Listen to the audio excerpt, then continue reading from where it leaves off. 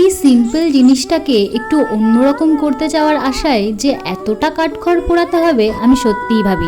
আজকে আমি তোমাদের সাথে আমার এই টোট ব্যাগটার কাহিনী শেয়ার করব। তো অর্ডারের কাজ করার সময় আমি বেশ কয়েকটা টোট ব্যাগ এক্সট্রা আনিয়ে রেখেছিলাম, যাতে পরবর্তীকালে আমি তার উপরে কাজ করতে পারি। কিন্তু বহুদিন হয়ে যাচ্ছিল, কোনো কাজই করা হচ্ছিল না টোট ব্যাগের উপরে, তাই ভাবলাম এটার উপরে কিছু একটা করতে হবে।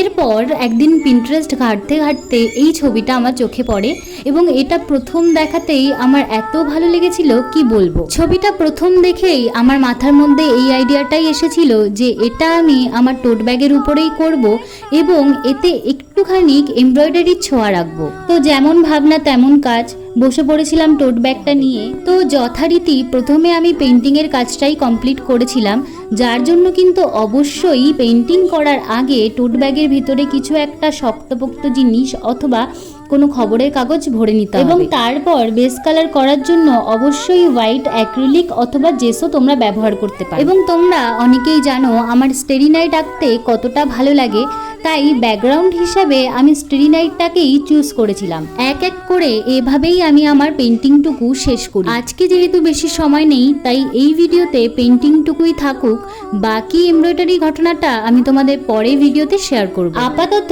আমার এই পেন্টিংটুকু তোমাদের কেমন লাগলো অবশ্যই কিন্তু জানাতে ভুলো না। ভালো লাগলে অবশ্যই কিন্তু একটা লাইক শেয়ার কমেন্ট করে জানিও। দেখা হচ্ছে পরের আরো একটা সুন্দর ভিডিওতে। ততক্ষণের জন্য টাটা।